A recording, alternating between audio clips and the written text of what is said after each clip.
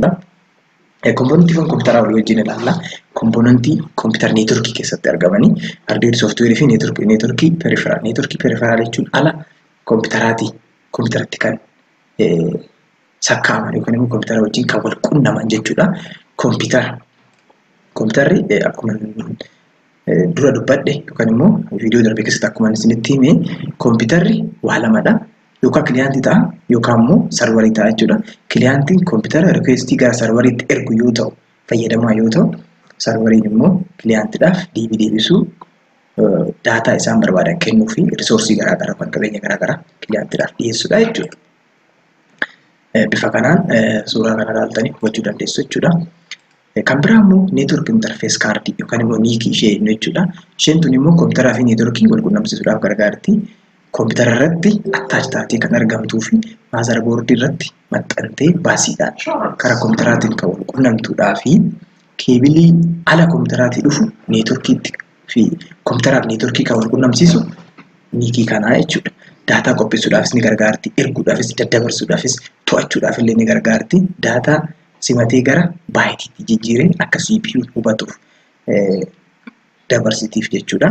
Daataa dhufe hundumasaa gara baayitiitti kompiitarri baayinarii dijiitii hubata jennee irra viidiyoo darbe keessatti achirraa kanaafuu baayitiitti jijjiirtee akka CPUudhaaf galuuf dabarsitiif jechuudha. Niikiin neetwork device driver.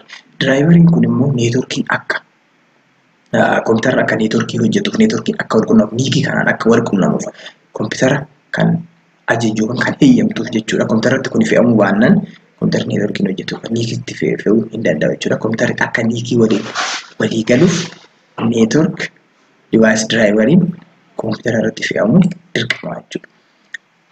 Driveriin kun kallattiidhaan neetworkii faana kominikeetii godha jechuudha. Ripiitariin immoo keebiliin tokko fakkeenyaaf UTP keebilii yoo fudhanne meetira 100 qofa deema inni irraa. Kompiitarri nuti itti erguu barbaanne immoo meetira 200 fagaata. Kanaafuu meetira 100 gidduu isaanii jechuudha. 200 bakka lamatti irree gidduu isaanii 100 waan ta'uuf 100 ripiitarii kana keenya jechuudha. Daataa nuti asii ergine ripiitarii sanatu akka kompiitara nu asii ergine kana signaalii sana lammataa riijenereet godhee kompiitaritti aanutti dabarsaa jechuudha. Maaliif UTP'n meetira 100 caalaa daataa baattee deemuu waan hin dandeenyeef. Ripiitariin immoo meetira 100 irratti ishee eegee ishee irraa fuudhee meetira 100 hafe sana riijenereet godhee signaalii akka daddabarsuuf nu gargaara jechuudha fuulduratti. Ripiitariin baay'ee qaaliidha. Sababni isaa riijenereet waan godhuuf jechuudha daataa waan daddabarsuuf. Ripiitarii fayyadamnee intarneetiin fakkeenyaaf gara 400 meetiraatti ol guddisuu hin dandeenya. 100 teembeestuudha. 100 qofa deemuu danda'a intarneetiin kuni. Ripiitarii gaafa fayyadamnee gara ripiitarii meetira 400 furgaasuu danda'a jechuudha. Asitti hubachuu dandeenya. Ripiitariin asiis hin jira, asiis hin jira, asiinis hin jira. Kompiitaroonni kun gaafa ergan asirraa fuudhee ripiitarii kanatti dabarsaa. Ripiitariin kun immoo kompiitaroota kanaaf dabarsaa. Asirraa fuudhee kompiitara kanatti dabarsa. Akkasitti walitti daddabarsaa deemu jechuudha. Habiin immoo kompiitaroota garaagaraa quunnamsiisuudhaaf fayyadamti.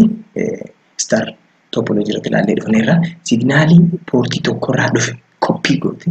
Signaalii poortii biraatitti pest gootee kan daddabarsiti. Kun immoo afaan jiraatiin broadcastingii jennaan jechuudha. Habiin ishee gidduu jirtu tanadha. Daddabarsuuf gargaarti jechuudha. Biriijii neetworkii seegmentii kukkutuuf neetworkii iddoo garaagaraatti kukkutee daddabarsuuf kan gargaaruu fi topoloojii waliin topoloojii wal fakkaataa ta'an walitti hidhuudhaaf nu tajaajila jechuudha. Biriijiin jeequmsa addaan fo'ee beekuu danda'a. Nooyiziiwwan garaagaraa kan gara konnekshinii sanaatti dhufan adda fo'uu danda'a. Intelligentiidha jechuudha. Raawutariin immoo isa caala intelligentiidha. Neetworkiin waliin fakkaan yookaan diisiraal neetworkii walitti hidhuu pilaanii fi waan walitti hidhuu hin danda'u. Eenyu biriijiin kanaaf raawutarii fayyadamnaa jechuudha sababa isaatiif jennee. Raawutariin divaayisii cimaa waan ta'eef cimaa inni jedhu kun intelligent ishee jedhurraa hiikamte neetworkii gosa garaagaraa walitti hidhuufis daataa ergame qaama ergameef adda baasee kan ergudha. Faayidaan raawutarii daataa ergame adda baasee qaama ergameef waan erguufidha. Kanaaf baay'ee itti fayyadama. Intelligentii waan taateef jechuudha. Jeequmsa adda baasuufis ni fayyada. Nooyiziiwwan garaagaraa kan gaba konnekshinii kanaa dhufan hunda isaanii adda baasuu waan danda'uuf raawutariin intelligentiidha jechuudha.